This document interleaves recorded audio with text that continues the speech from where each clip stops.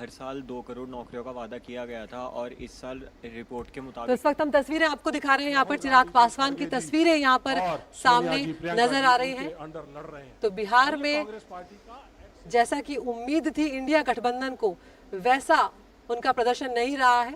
NDA यहाँ पर मजबूत नजर आया है। अंकित, अदिति, ये चिराग पासवान के लिए भी बड़ा दिन होगा, क्योंकि आपको याद है इनकी पार्टी भी टूटी थी।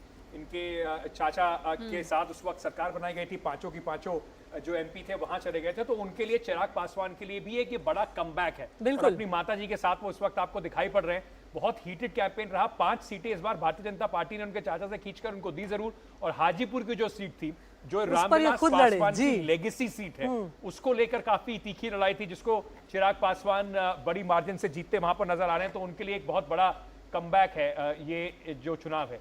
और ये हमेशा से यहाँ बताया जाता रहा था कि हाजीपुर में जब रामविलास पासवान जीते थे तो वो एक जीके का क्वेश्चन होता था कि बिगेस्ट मार्जिन एवर, याद होगा आपको संजय। तो वो एक इस तरह की लेगेसी रही है वो सीट जो है उनकी वहां पर। चिराग पासवान अच्छा जीते हैं, और आपने सही कहा कि उनके चाचा के साथ जो झंझट जब चला था तो उनकी इंपॉर्टेंस कम हुई थी, लेकिन इस चुनाव में उनकी इंपॉर्टेंस और उनको जो सीटें मिली थी वो भी वो अच्छी तरह से जीतते हुए दिख रहे हैं। पशुपति पारस को यहाँ पर किनारे किया गया था, और यहाँ पर हम इसको एक इस तरह से भी देख रहे थे अंकित और नगमा कि ये गेम चेंजर सीट जो है वो हमारे लिए ये साबित हो सकती है। सीट नहीं, गेम चेंजर स्टेट जो है वो बिहार साबित हो सकता है, लेकिन ऐसा भी होता हुआ नजर नहीं आया। यहाँ पर इंडिया गठबंधन जो है उसको बड़ा झटका लगा। नहीं कर पा रहा है। जो कैचमेंट जिस तरीके का उत्तर प्रदेश में हमें देखने को मिल रहा है, उतना बिहार में देखने को मिल नहीं रहा है। लेकिन ये जो हमारे जो एक मित्र थे यहाँ पर, जो हमारे यंग ऑडियंस है, ये बीजेपी के नेता से पूछना चाह रहे थे। शाइना अगर हमारे साथ है, क्योंकि शाइना कम से कम, वैसे फिलहाल मैं एग्जिट पोल का जिक्र करना नहीं चाहता हूं, लोगों की दुखती रग पर हाथ रखने वाली बात होगी, लेकिन